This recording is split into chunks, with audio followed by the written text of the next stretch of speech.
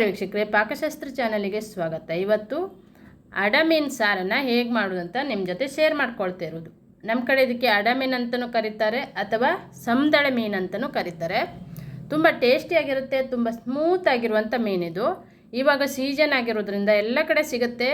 ಒಮ್ಮೆ ನೀವು ತಗೊಬಂದುಬಿಟ್ಟು ಇದೇ ಒಂದು ಮೆಥಡಲ್ಲಿ ಮಾಡ್ಕೊಳ್ಳಿ, ತುಂಬ ರುಚಿಯಾಗಿ ಬರುತ್ತೆ. ತುಂಬ ಈಸಿಯಾಗಿಯೇ ಮಾಡ್ಕೊಳ್ಬೋದು. ನೀವು ಫಸ್ಟ್ ಟೈಮ್ ಫಿಶ್ ಸಾರು ಮಾಡೋರಿದ್ರೂ ಈ ಒಂದು ಮಸಾಲೆ ಹಾಕಿನೇ ಫಿಶ್ ಸಾರು ಮಾಡ್ಕೊಳ್ಳಿ, ತುಂಬ ಟೇಸ್ಟಿಯಾಗಿ ಬರುತ್ತೆ. ಫಸ್ಟ್ ಟೈಮ್ ಫಿಶ್ ಸಾರು ಮಾಡಿದರೆ ಅಂತಲೇ ಗೊತ್ತಾಗಲ್ಲ.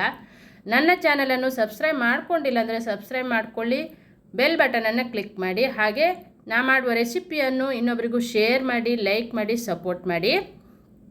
ನಾನಿಲ್ಲಿ ಸಮದಳೆ ಮೀನನ್ನು ಒಂದು ಅರ್ಧ kg ಆಗೋಷ್ಟು ಸಮದಳೆ ಮೀನಿದೆ. ಇದನ್ನೀಗ ಕಟಿಂಗ್ ಮಾಡಿ ವಾಶ್ ಮಾಡಿಕೊಂಡು ರೆಡಿ ಮಾಡ್ಕೊಳ್ತೇನೆ. ತುಂಬ ಸ್ಮೂತಾಗಿರುವ ಮೀನಿದು, ತುಂಬ ಟೇಸ್ಟಿಯಾಗಿಯೂ ಇರುತ್ತೆ. ಎಲ್ಲರೂ ತಿನ್ಬೋದು, ಆರೋಗ್ಯಕ್ಕೂ ತುಂಬ ಒಳ್ಳೆಯದಿದು.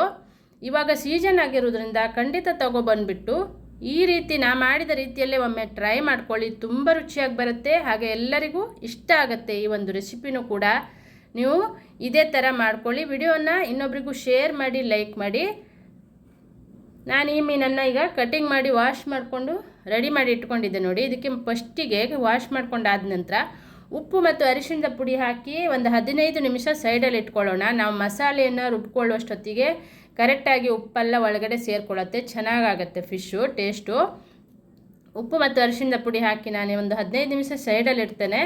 ಈಗ ಮಸಾಲೆಯನ್ನು ರುಬ್ಬಲಿಕ್ಕೆ ನಾನು 1 ಕಪ್ ಆಗೋಷ್ಟು ತೆಂಗಿನಕಾಯಿ ತುರಿ, ಒಂದು 7-8 ಬ್ಯಾಡಗಿ ಮೆಣಸಿನಕಾಯಿ, ಈರುಳ್ಳಿ, ಒಂದು ಅರ್ಧ ಈರುಳ್ಳಿ ಹಾಕಿದ್ದೆ, ಒಂದು 4-5 ಬೆಳ್ಳುಳ್ಳಿ ಹೆಸಳು, ಒಂದು ಸಣ್ಣ ನಿಂಬೆಹಣ್ಣಿನ ಗಾತ್ರದ ಹುಣಸೆ ಹುಳಿಯನ್ನು ಹಾಕಿದ್ದೆ. ಇಲ್ಲಿ ಮೆಣಸಿನಕಾಯಿ ಎಲ್ಲವನ್ನು ಮಸಾಲೆಯನ್ನು ನಾನು ಹುರಿದು ಹಾಕ್ಕೊಳ್ತಾ ಇರೋದು. 1 ಸ್ಪೂನ್ ಆಗುವಷ್ಟು ಕೊತ್ತಂಬರಿ ಕಾಳು ಹಾಕ್ತಾ ಇರೋದು, ಒಂದು 1/4 ಚಮಚ ಆಗುವಷ್ಟು ಜೀರಿಗೆ, ಮತ್ತು ಒಂದು 10-15 ಮೆಂತ್ಯ ಕಾಳು. ಅದನ್ನು ಕೂಡ ಎಲ್ಲ ಮಸಾಲೆಯನ್ನು ಹುರಿಬೇಕು. ಹುರಿದು ನಾನು ಒಂದು ಡಬ್ಬದಲ್ಲಿ ಸ್ಟೋರ್ ಮಾಡಿ ಇಟ್ಕೊಂಡಿರೋದು. ಒಂದು ಅರ್ಧ ಚಮಚ ಆಗೋಷ್ಟು ಕಾಳು ಮೆಣಸನ್ನು ಹಾಕಿದ್ದೆ, ಪೆಪ್ಪರು. ನಂತರ ಇವೆಲ್ಲವನ್ನು ನಾನೀಗ ಮಿಕ್ಸಿ ಬೌಲಲ್ಲಿ ಹಾಕಿಬಿಟ್ಟು ಎಷ್ಟು ನೈಸ್ ಆಗುತ್ತೆ ಅಷ್ಟು ನೈಸಾಗಿ ಇದನ್ನು ರುಬ್ಕೊಳ್ಳೋಣ. ಈಗ ರುಬ್ಬಿದ್ದು ರೆಡಿಯಾಗಿದೆ. ಇಲ್ಲಿ ಒಂದು ಟೊಮೆಟೊವನ್ನು ಕಟ್ ಮಾಡಿ ಇಟ್ಕೊಂಡಿದ್ದೆ ನಾನು. ಈ ರುಬ್ಬಿದ ಮಸಾಲೆಯನ್ನು ಪಾತ್ರೆಗೆ ಶಿಫ್ಟ್ ಮಾಡಿಕೊಂಡು ನೀರನ್ನು ಎಷ್ಟು ಬೇಕಷ್ಟು ನೀರನ್ನು ಹಾಕ್ಕೊಳ್ಬೇಕು. ತುಂಬ ತೆಳ್ಳಗಾಗಬಾರ್ದು, ಸ್ವಲ್ಪ ದಪ್ಪವಾಗಿದ್ರೇ ಚೆನ್ನಾಗಿರುತ್ತೆ. ಕಟ್ ಮಾಡಿದಂಥ ಟೊಮೆಟೊ ಹಾಕಿದೆ.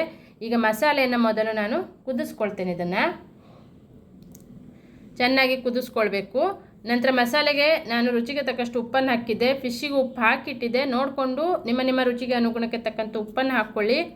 ಈಗ ಚೆನ್ನಾಗಿ ಮಸಾಲೆಯನ್ನು ಕುದೀತಾ ಇದೆ ನೋಡಿ. ಕುದ್ದ ನಂತರ ಉಪ್ಪು ಮತ್ತು ಅರಿಶಿಣದ ಪುಡಿ ಹಾಕಿಟ್ಟಂಥ ಫಿಶನ್ನು ಹಾಕ್ಕೊಳ್ತೇನೆ. ಈಗ ನಾನು ತುಂಬ ಟೇಸ್ಟಿಯಾಗಿ ಬರುತ್ತೆ, ತುಂಬ ಈಸಿಯಾಗಿ ಸಿಂಪಲಾಗಿ ಮಾಡ್ಕೊಳ್ಳುವಂಥ ಒಂದು ರೆಸಿಪಿ ಇದು. ನೀವು ಒಮ್ಮೆ ಟ್ರೈ ಮಾಡಿ. ಹಾಗೆ ಈ ವಿಡಿಯೋನ ಇನ್ನೊಬ್ಬರಿಗೂ ಶೇರ್ ಮಾಡಿ, ಕಮೆಂಟ್ ಬಾಕ್ಸಲ್ಲಿ ಕಮೆಂಟನ್ನು ಬರ್ತಿಳಿಸಿ.